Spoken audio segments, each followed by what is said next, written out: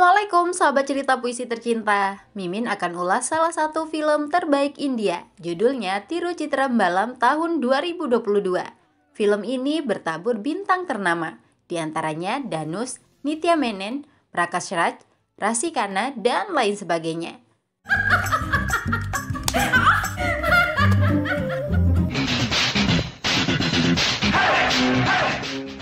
Cerita indah ini tentang seseorang bernama Tiru Chitrambalam alias Pazam. Dia hidup bahagia bersama keluarganya di kota Chennai, India. Kebahagiaan itu berubah menjadi neraka ketika mobil mereka mengalami kecelakaan. Ibu dan adik Pazam meninggal, sedangkan Pazam bersama ayahnya yang menjadi supir masih bisa selamat. Tragedi itu tidak pernah bisa dilupakan oleh Pazam meski 10 tahun telah berlalu. Luka, duka, dan trauma di hatinya masih ada. Pazam hanya mencoba melanjutkan hidup sebisanya. Saat ini Pazam bekerja sebagai pengantar makanan di perusahaan Digital Doing. Mungkin mirip-mirip Gojek atau Grab kalau di Indonesia. Saat mengantar makanan ke salah satu pelanggan, Pazam melihat seorang gadis bernama Anushka yang merupakan cinta monyet alias cinta pertamanya. Pazam jadi minder dan bergegas pergi. Cinta yang dimiliki untuk Anushka sudah tumbuh sejak kelas 5 SD. Namun cinta itu tidak pernah berani diungkapkan hingga mereka berpisah di SMA. Tentu saja karena tidak ada kode positif dari Anushka. Ketika Pazam asyik makan, beberapa karyawan Doing ribut dengan mahasiswa. Pazam tidak ingin ikut campur karena takut berkelahi. Tapi temannya memaksa agar dibantu. Akibatnya Pazam yang ada di sana ikut diangkut ke kantor polisi. Dari belasan orang yang diamankan, Inspektur Nilakandan memilih Pazam untuk ditampar. Rupanya Nilakandan adalah ayah kandung Pazam. Hanya saja hubungan ayah dan anak itu tidak baik setelah kecelakaan 10 tahun lalu. Pazam tidak pernah mau bicara dengan ayahnya. Dia lebih dekat dengan sang kakek yang sudah seperti sahabat. Kebencian Pazam kepada ayahnya karena dianggap bertanggung jawab atas kecelakaan yang merenggut nyawa ibu dan adik perempuannya. Pazam terpaksa tetap tinggal di rumah itu demi kakeknya. Untuk menyelesaikan pekerjaan rumah tangga, Pazam dan ayahnya memiliki jadwal masing-masing, sedangkan kakeknya biasa memasak. Oh iya, Pazam memiliki tetangga bernama Sobana. Mereka telah bersahabat sejak kecil. Pazam terbiasa masuk nyelonong ke rumah Soba, dan begitu pula sebaliknya. Ketika Pazam mengisi BBM di pom bensin, Anushka yang menggunakan mobil menyapanya. Pazam jadi salting disapa oleh cinta pertamanya. Anushka heran dengan kondisi Pazam saat ini. Dulu Pazam selalu jadi juara kelas di sekolah. Anushka mengira Pazam akan menjadi orang sukses atau pejabat pemerintah. Tapi Pazam justru mengenakan baju seragam pengantar makanan. Pazam mengaku tidak menyelesaikan kuliahnya. Obrolan semacam itu membuat Pazam risih. Dia pamit pergi untuk melanjutkan pekerjaan. Namun sebelum berpisah, Anushka meminta nomor HP Pazam. Pertemuan dengan Anushka diceritakan kepada sahabatnya Sobana. Pazam menduga Anushka memiliki perasaan untuknya. Anushka tiba-tiba menelpon. Ternyata Anushka menelpon untuk memesan makanan secara langsung melalui Pazam. Soba jadi cekikikan mendengarnya. Pazam justru meminta Soba mencatat pesanan Anushka. Soba mencoba mengingatkan Pazam jika Anushka hanya memanfaatkannya. Tapi Pazam tidak mau mendengarkan. Pazam pergi mengantar semua pesanan Anushka dengan semangat. Kebaikan hati Pazam membuat Anushka memberikan tip atau uang tambahan. Pazam jadi terdiam dengan ekspresi kecewa, karena bukan tips yang diharapkan. Seperti biasa, Soba jadi tempat curhatnya. Soba menertawakan nasib Pazam, padahal Soba sudah mengingatkan sahabatnya itu. Keesokan harinya, Pazam bekerja seperti biasa. Saat mengantar pesanan, Pazam salah mengetuk kamar. Pazam tidak sengaja melihat ada seorang anak seperti korban penculikan di kamar itu. Merasa curiga, Pazam melaporkan temuannya ke kantor polisi, mengingat kasus penculikan anak sedang marak. Polisi yang dipimpin Inspektur Nilakandan bergerak cepat mengikuti Pazam ke lokasi yang dimaksud. Pazam menunggu di luar, namun karena mendengar suara tembakan, Pazam langsung kabur ketakutan. Padahal polisi berhasil menangkap pelaku penculikan berkat laporan Pazam. Berita di televisi begitu memuji kepolisian yang telah berhasil menggagalkan penculikan. Pazam mencemooh ayahnya yang memberikan wawancara seperti pahlawan.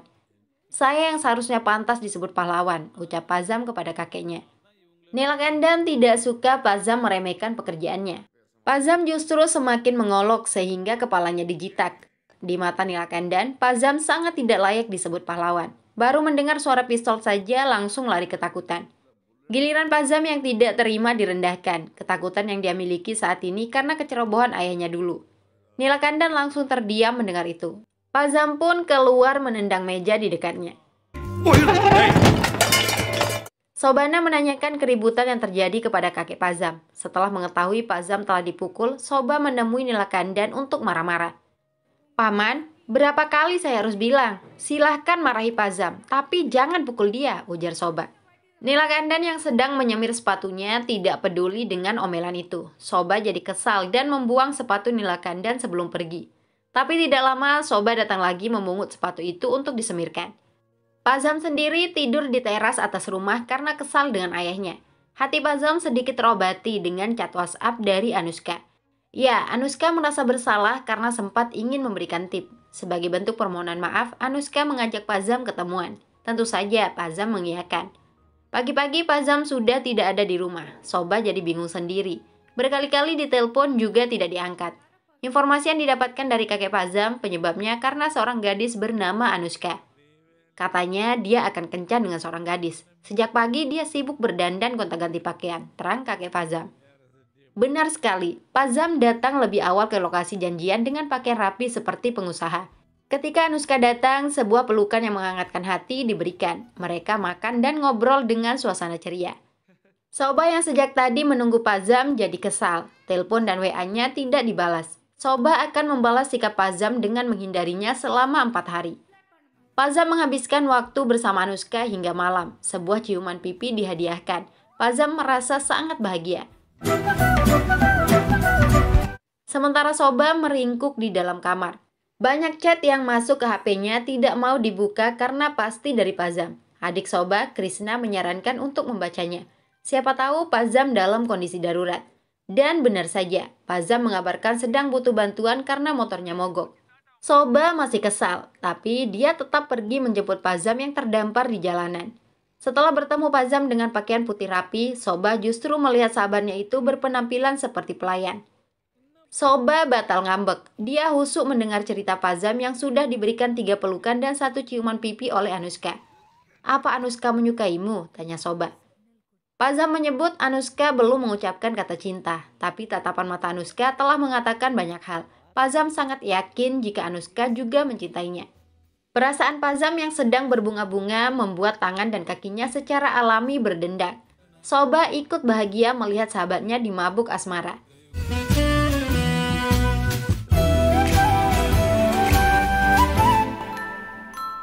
Pazam berencana menembak Anushka karena yakin cintanya akan terbalas. Saran dari Soba sangat dibutuhkan.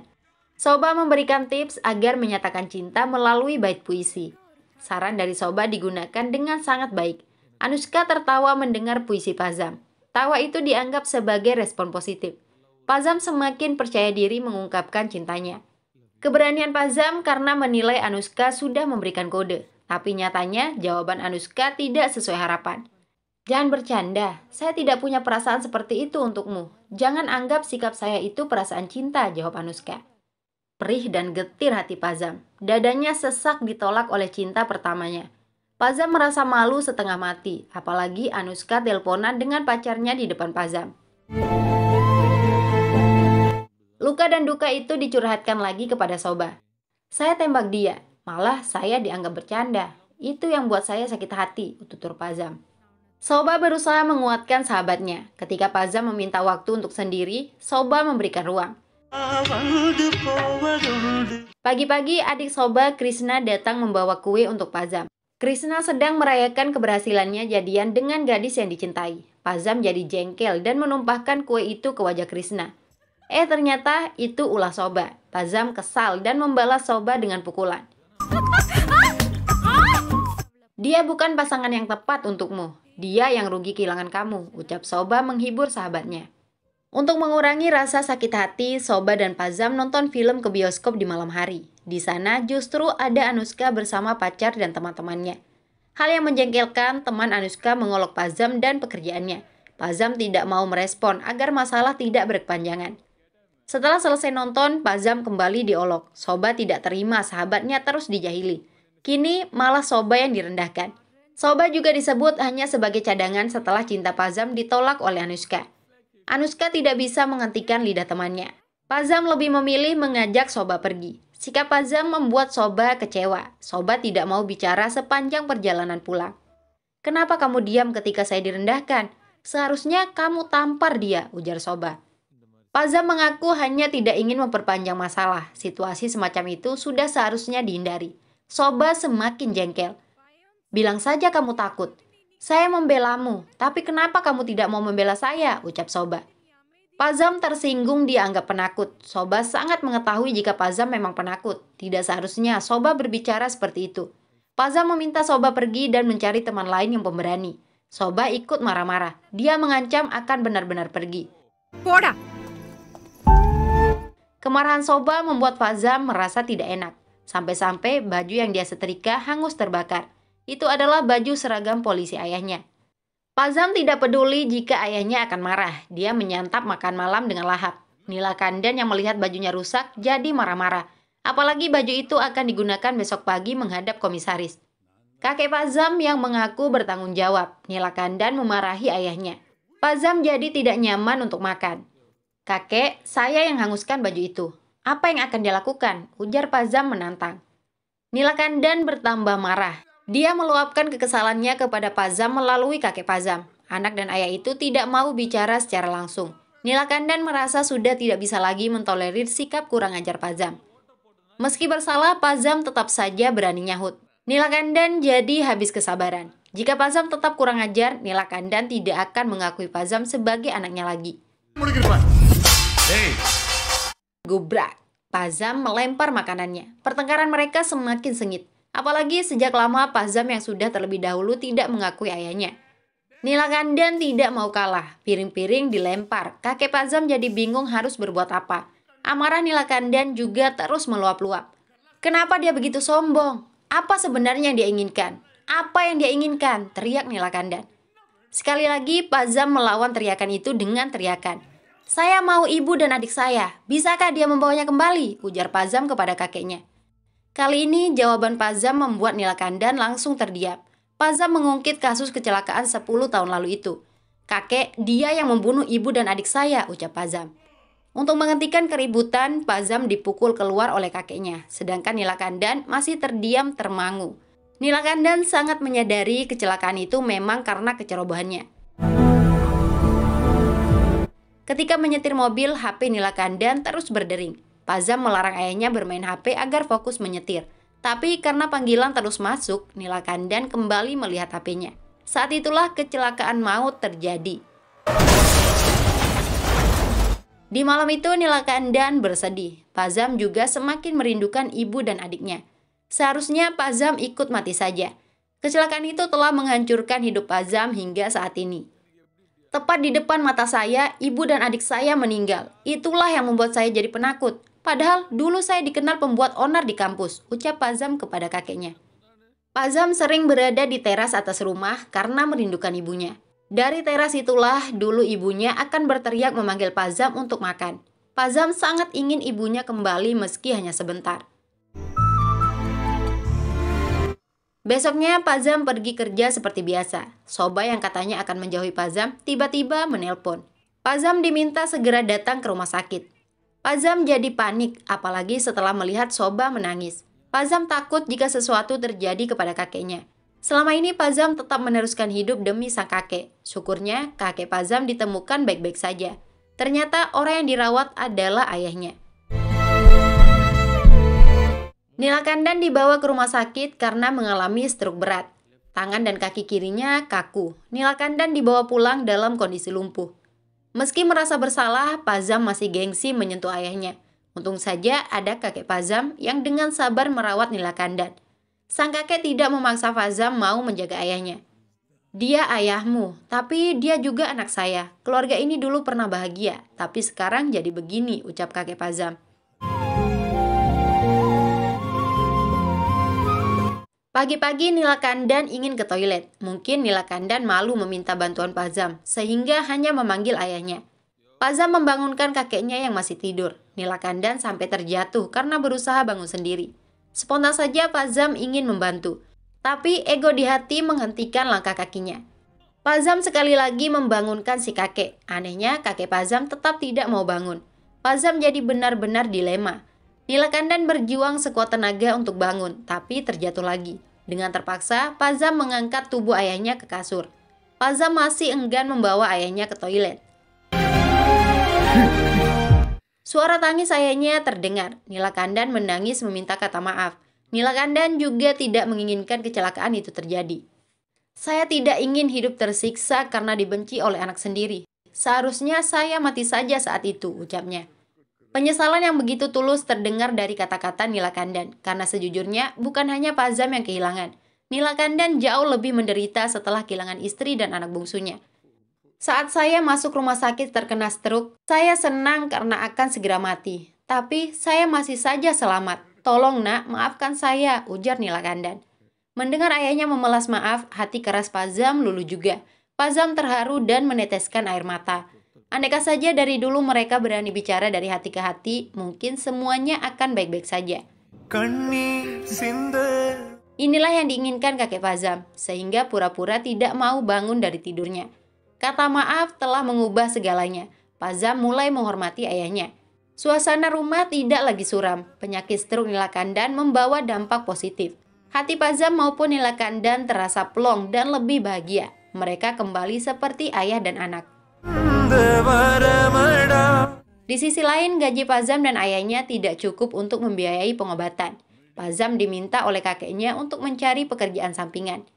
Tidak mudah bagi lulusan SMA mendapat pekerjaan. Soba menyalahkan Pazam yang dulu berhenti kuliah hanya untuk menghukum ayahnya. Pazam disarankan menyelesaikan kembali S1-nya. Soba dengan senang hati membantu Pazam meraih gelar sarjana. Melihat Pazam yang begitu bertanggung jawab, Nilakandan merasa tidak enak jadi beban. Nilakandan, kamu bukan beban. Saya yang sudah 25 tahun jadi beban kalian. Untungnya saya dirawat dengan baik oleh anak dan cucu saya, ucap kakek Pazam. Semakin hari Pazam merawat ayahnya dengan baik. Foto ibu Pazam mulai dipajang lagi karena luka masa lalu telah sembuh. Nilakandan juga bersedia menghadiri undangan pernikahan dari keluarga istrinya di desa. Sudah 10 tahun, Nilakandan tidak pernah berhubungan dengan mertuanya karena takut disalahkan. Pazam bersama ayah dan kakeknya pergi ke desa. Soba juga ikut menemani. Pazam diingatkan oleh kakeknya agar tidak lupa mencari calon istri. Pazam mengaku tidak ingin terburu-buru menikah, tapi kakeknya meyakinkan sudah saatnya Pazam berumah tangga. Apalagi tidak ada wanita di rumah mereka. Kakeknya juga tidak lama lagi akan mati. Ya, terus timpal Pazam. Kakeknya kesal dengan respon Pazam yang biasa-biasa saja, padahal ini tentang kematian. Pokoknya kamu harus segera menikah. Istrimu harus bisa seperti ibumu yang merawat kita semua dengan baik, ucap kakek Pazam. Mencari calon istri tidak mudah bagi Pazam. Prosesnya terlalu panjang. Mulai dari berkenalan, minta nomor HP, chattingan, teleponan, dan seterusnya. Pazam meminta agar dicarikan saja calon istri. Sekali lagi kakeknya tidak setuju. Kakeknya yakin Pazam akan menemukan jodoh setelah menghadiri acara pernikahan. Rumah kakek nenek Pazam dari pihak ibu sudah di depan mata. Inilah pertemuan pertama setelah kecelakaan. Nilakandan sangat takut jika akan disalahkan. Kekhawatiran Nilakandan sama sekali tidak beralasan. Mertuanya menangis bahagia melihat kedatangan Nilakandan bersama keluarga. Mereka juga rindu dengan menantu dan cucunya. Saya tahu kamu memperlakukan putri saya seperti ratu. Dia tidak pernah mengeluh, tapi takdir punya rencana lain. Kami tidak pernah datang berkunjung karena malu merepotkanmu, ucap mertua Nilakandan. Hati Nilakandan benar-benar bahagia. Beban batinnya telah hilang. Mungkin itulah yang membuatnya mulai bisa berdiri dan berjalan sedikit demi sedikit. Bukan hanya Nilakandan yang beruntung berada di desa. Pazam juga menemukan seorang gadis cantik di sana, namanya Ranjani, yang menari dengan buruk. Pazam memusatkan perhatiannya untuk Ranjani. Bisa jadi Ranjani adalah jodoh yang dimaksud oleh kakeknya. Masalahnya Pazam kurang percaya diri. Penolakan dari Anushka masih membekas di hatinya. Soba meminta Pazam tidak perlu takut. Soba mendorong tubuh Pazam untuk mendekati Ranjani. Pazam terpaksa memberanikan diri berkenalan. Pazam menyebut tarian Ranjani sangat indah. Pujian itu membuat Ranjani menangis pergi. Soba menertawakan gaya kenalan Pazam yang sembrono. Seharusnya Pazam tidak memuji tarian Ranjani, karena Ranjani menyadari dirinya menari dengan buruk. Pujian yang dilontarkan Pazam sama artinya dengan mengolok. Pazam justru menyalahkan Soba yang memaksanya menyapa Ranjani. Pazam meminta Soba tidak ikut campur lagi. Sikap Pazam membuat Soba kesal, padahal Soba hanya berniat membantu. Soba jadi ngambek dan memilih akan kembali ke Chennai. Pazam merasa tidak enak hati. Soba dihibur agar tidak merajuk. Dan seperti sebelum-sebelumnya, Soba selalu memaafkan sahabatnya itu.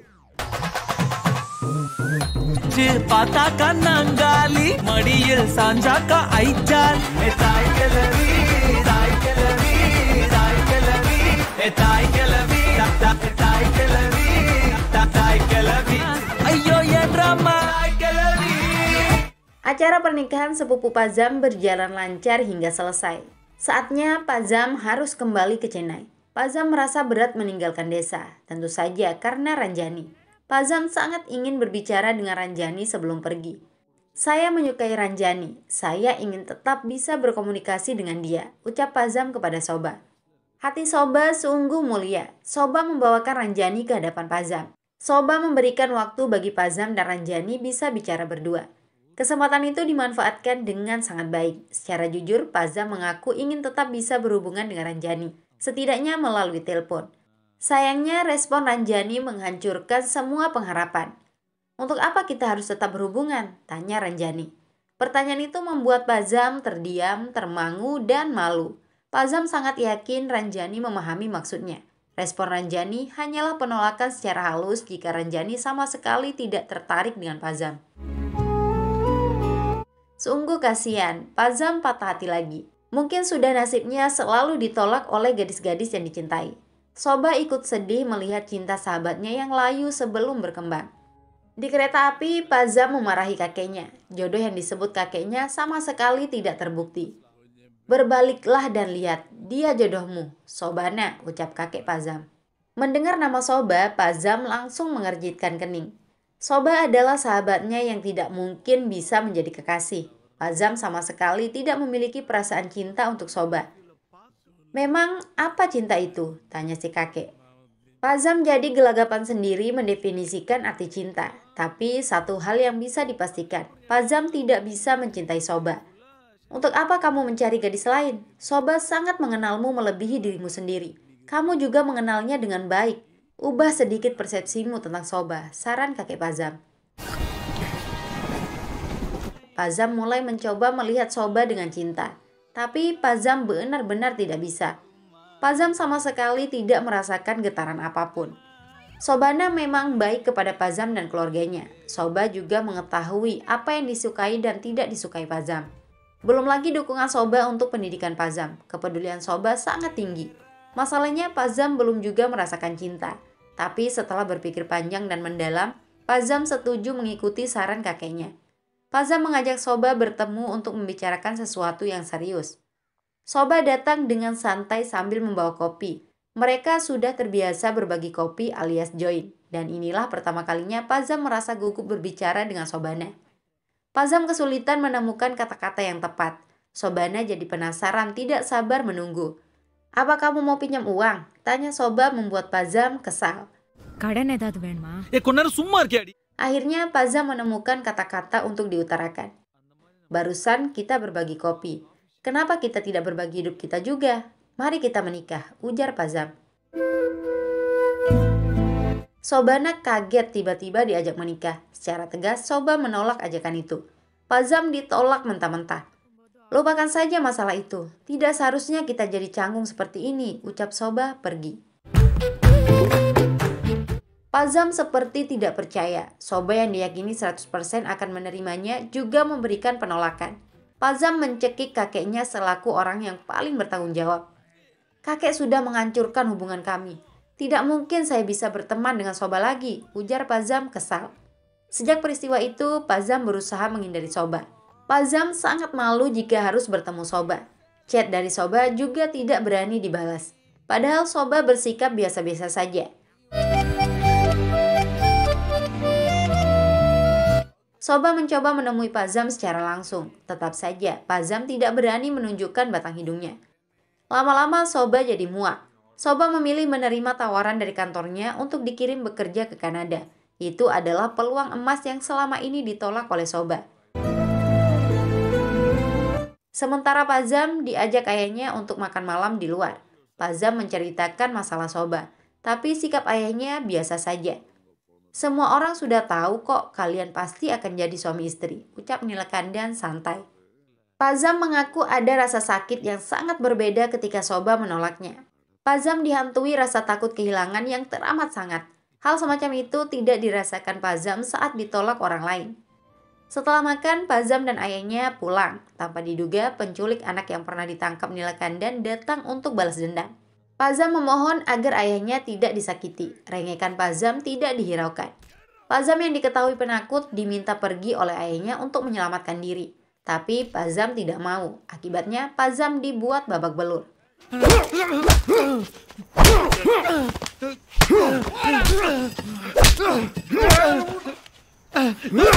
Nilakandan yang belum sembuh total berusaha memberikan perlawanan.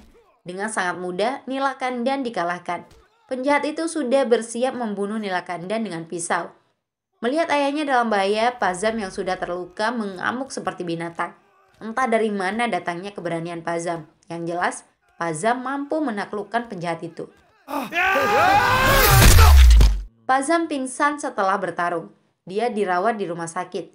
Soba datang dengan wajah panik. Melihat kondisi Pazam, Soba tidak sanggup menahan tangis. Pazam sadarkan diri setelah berhari-hari di rumah sakit. Giliran ayahnya yang merawat Pazam. Sedangkan Soba hanya bisa mendoakan Pazam dari jauh. Soba tidak pernah menunjukkan diri lagi, mengingat Soba sedang mempersiapkan keberangkatannya ke Kanada. Setelah sembuh total, Pazam keluar dari rumah sakit. Dia langsung aktif bekerja. Soba tidak sempat bertemu Pazam. Soba pun menelpon Pazam memberitahu tentang keberangkatannya. Saya akan berangkat nanti malam. Saya akan bekerja di sana selama 2 tahun, ucap Soba. Pazam terdiam mendengar itu. Ternyata Pazam benar-benar akan kehilangan Soba. Untuk pertemuan terakhir, Pazam meminta Soba menunggunya di luar bandara. Tiba saatnya, Soba meninggalkan rumah. Adiknya Krishna tidak suka Soba pergi, padahal tidak ada yang memaksa Soba kerja hingga ke luar negeri. Soba pamit pergi kepada orang tuanya dan keluarga Pazam. Setelah sampai bandara, Soba menunggu Pazam. Sialnya, Pazam dicegat Polantas yang sedang razia. Motor Pazam diamankan karena tidak menggunakan helm. Soba sudah tidak bisa menunggu lagi. Dengan berat hati, dia masuk ke dalam bandara. Pazam tidak bisa datang tepat waktu. Pertemuan mereka sudah tidak memungkinkan lagi. Pesawat Soba pun lepas landas. Soba tidak bisa berbuat apa-apa kecuali menangis.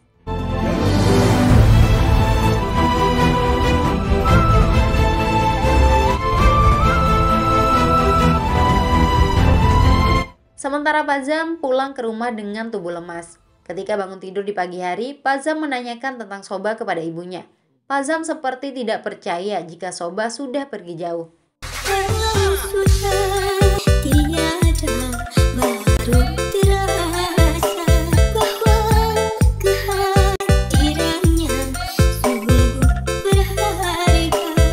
Krishna selaku adik Soba kesal melihat sikap Pazam yang sok kehilangan. Krishna menumpahkan semua barang-barang milik Soba di hadapan Pazam. Krishna memarahi kebodohan Pazam. Lihatlah barang-barang ini. Ada kartu Valentine, kartu ucapan, dan lain-lain. Dia membuat semua ini hanya untukmu, ucap Krishna. Ternyata Soba mencintai Pazam sejak kelas 6 SD, tapi perasaan itu selalu dipendam. Kamu malah menyukai gadis lain.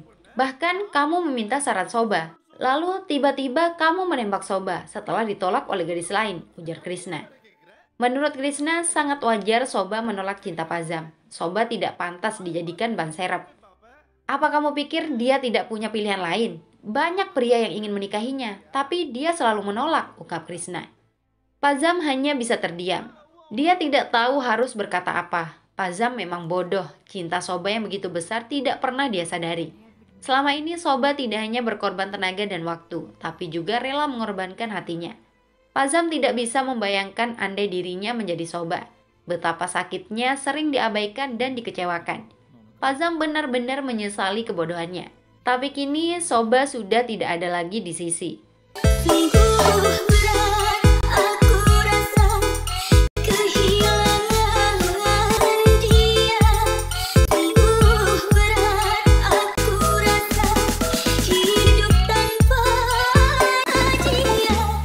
Butuh waktu 1 bulan lagi bagi Pazam untuk berani menghubungi Soba yang ada di Kanada. Melalui video call, Pazam menunjukkan wajahnya. Soba tidak bisa berkata apa-apa, hanya air matanya yang bicara. Soba mengaku tidak bahagia bekerja di Kanada, hidupnya terasa hampa. Penderitaan Soba ditanggapi santai oleh Pazam. Jangan menangis, itu pekerjaan bagus, kan cuma 2 tahun saja. Ingat, pergi ke Kanada adalah keputusanmu, ucap Pazam. Masalahnya Soba benar-benar tidak bahagia. Soba berpikir untuk pulang saja kembali ke India. Pazam tetap tidak setuju. Tidak perlu pulang, cukup kamu berbalik saja, ujar Pazam. Ternyata Pazam sudah ada berdiri di belakang Soba. Mata Soba dan Pazam jadi berkaca-kaca.